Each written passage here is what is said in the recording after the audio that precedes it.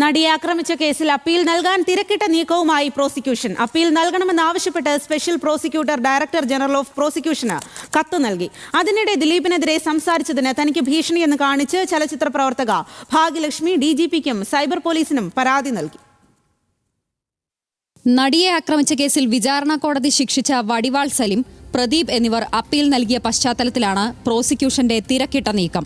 അപ്പീലിൽ ഹൈക്കോടതി സർക്കാരിന്റെ വിശദീകരണം തേടി. ശിക്ഷ മരവിപ്പിച്ച് ജാമ്യത്തിൽ വിടണമെന്നാവശ്യപ്പെട്ടാണ് 2 പ്രതികളുടെ അപ്പീൽ.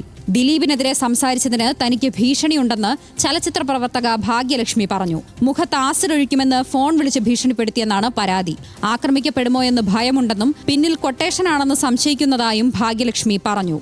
ഇന്നല്ലെങ്കിൽ എവിടെയെങ്കിലും ഇങ്ങനൊരു ആക്രമണം നമുക്ക് നേരെ ഉണ്ടാകും എന്ന് ഞാൻ ഭയപ്പെടുന്നു.